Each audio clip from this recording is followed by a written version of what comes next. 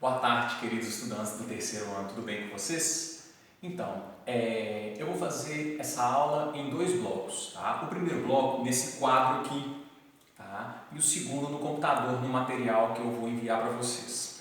Por que eu decidi fazer isso? Eu vou explicar de maneira resumida esse período da Era Vargas, que é muito extenso, é muita matéria que tem, tá certo? Então eu vou falar de maneira resumida os pontos que eu considero mais relevantes, que vocês não podem esquecer de jeito nenhum. Depois a gente vai detalhando e aí eu vou para o computador, vocês vão acompanhar no material direitinho, com detalhe, beleza? Então vamos lá. Então nós vamos estudar a Era Vargas de 1930 a 45. Né? Lembrando que de 50 a 54 ele volta ao poder e ele comete suicídio, mas nós não vamos pegar esse período de 50 a 54. Nós vamos trabalhar de 1930 a 1945. Nesse período são 3 governos, tá? Primeiro governo provisório. Por que ele entra no governo provisório? Só para lembrar, em 1929 nós tivemos aquela crise mundial, né, que coincidiu com o movimento tenentista aqui no Brasil, que queria acabar com o café com leite, acabar com a corrupção e tudo mais. E aí teve eleições. Nas eleições, pela corrupção do café com leite, quem venceu as eleições não foi Getúlio Vargas. Tá? E aí, o que aconteceu? Uma revolução, chamada Revolução de 1930, em que a Frente Única Liberal, né, juntamente com Vargas do Rio Grande do Sul, conseguiram tomar o poder.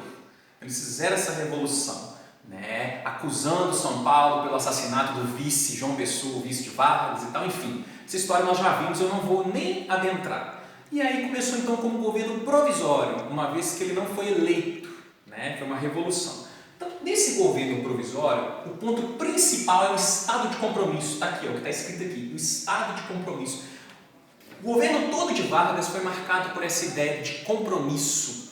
Compromisso com os grupos que o apoiaram, compromisso com o povo. Daqui a pouco nós vamos entrar nessa ideia de populismo, que tem exercício sobre isso que vocês vão fazer. Né? Então, o compromisso de Vargas inicial do governo era com quem? Com quem que vocês acham?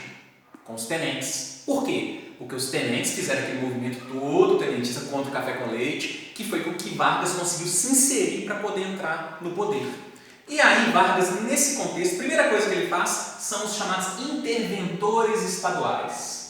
Ou seja, cada estado vai ter um interventor, como se fosse um governador hoje. Quem seriam esses interventores? Os tenentes. Então isso é importante, essa ideia de estado de compromisso, guarda isso. Tá? Aqui eu dei o exemplo dos tenentes, mas ao longo do governo vocês vão ver que esse estado de compromisso com os grupos que vão apoiando, ele continua, ele permanece. Vargas mantém uma coerência muito forte no seu governo nesse aspecto. Ok? Segundo, vai ter uma revolução constitucionalista em São Paulo, em 1932. Nós vamos ver com calma. São Paulo, que foi que saiu no prejuízo, né? Que ia ter um presidente lá e não foi, Vargas tomou o poder, e falou, então tá. Então já que você quer acabar a corrupção, nós queremos uma Constituição. Nós queremos que seja justo, já que você quer ser certinho, né? Acabar com essa ideia de café com leite. Então, queremos uma Constituição. O que Vargas faz?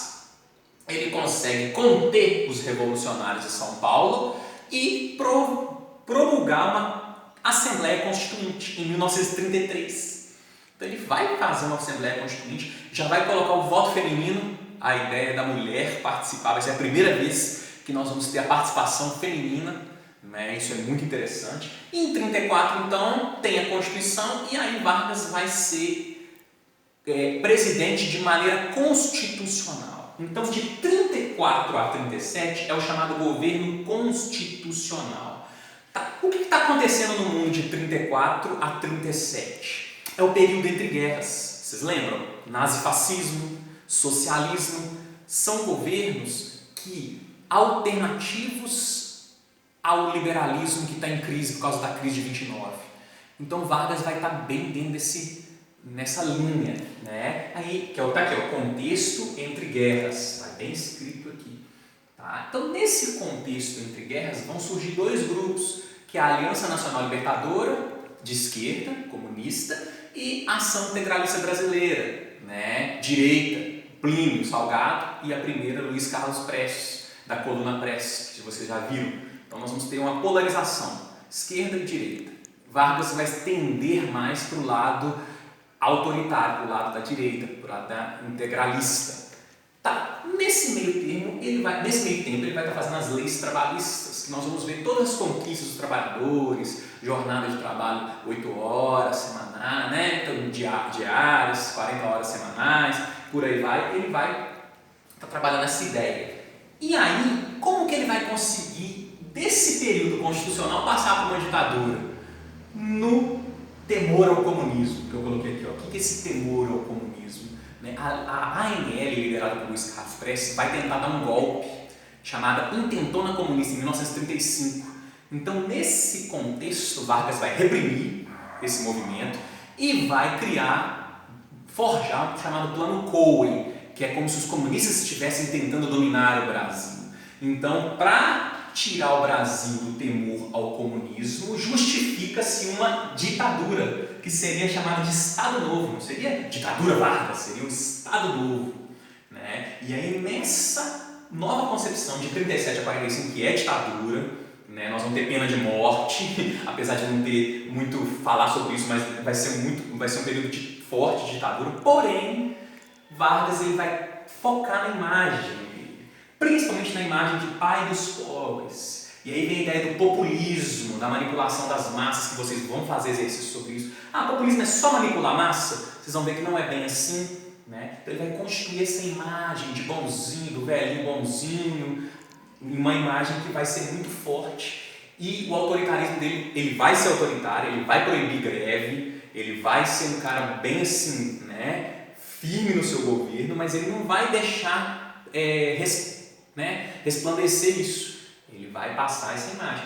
E ele vai ser mãe dos ricos também, só que ele não quer passar essa imagem de mãe dos ricos, mas ele vai ser, da mesma forma que o Lula foi no primeiro governo dele. Muita gente fala, Lula foi dos pobres, o Lula foi dos ricos, mãe dos ricos também. Ele seguiu o modelo varguista, nós vamos falar disso depois com calma. Né? Por que ele foi mãe dos ricos? Vamos tentar entender. Né? A reforma agrária aconteceu? Não. Então, primeiro ponto, não teve reforma agrária. Segundo, a legislação trabalhista chegou no campo? Não. Ou seja, não teve legislação trabalhista no campo. Então, ele não mexeu com os grandes cafeicultores, os grandes proprietários de terra, mãe dos ricos. E na cidade, ele proibiu greve. Podia ter greve dos trabalhadores? Não. Então ele favoreceu quem? Os empresários. Entende? Então é importante a gente entender que ele também, além de ajudar os pobres, ele também foi mãe dos ricos. E o último ponto que eu quero destacar aqui, importantíssimo, que esse período estadual de 37 a 45, a gente sabe que pega o período da Segunda Guerra Mundial, que é o tema da nossa próxima aula, né, da semana que vem, né, daqui a 15 dias, que é a ideia do pragmatismo varguista. Além do estado de compromisso que eu destaquei aqui, eu quero que vocês entendam esse pragmatismo, porque o Vargas ele é muito maquiavélico, ele age de acordo com a ocasião, porque a linha de pensamento de Vargas era fascista, tanto que ele vai outorgar uma constituição aqui, que nós vamos ver com mais calma depois, fascista. Então a ideia é de ficar do lado do eixo, porém ele estava investindo na indústria nacional, a substituição de importações e tal, e os Estados Unidos ofereciam empréstimo para ele, principalmente para financiar a Vale, a Companhia Siderúrgica Nacional e a Vale do Rio Doce. E aí ele já ficou para o lado dos Estados Unidos, ou seja, ele agiu de maneira pragmática, de acordo com aquilo. Ele não é aquele cara, né, como a gente tem visto hoje aí. Então isso é importante destacar, esse pragmatismo de Vargas. Porém, isso vai custar caro para ele, porque aí, quando ele vai para o lado democrático, que é os Estados Unidos, da guerra, ele vai sofrer pressão e vai ser obrigado a renunciar, ele vai ser obrigado a abrir, porque aqui ele fecha os partidos, né? Ele vai ser obrigado a abrir de novo, e aí o Dutra vai entrar no governo, a gente vai ver isso depois. Beleza, pessoal? Um grande abraço aí, valeu!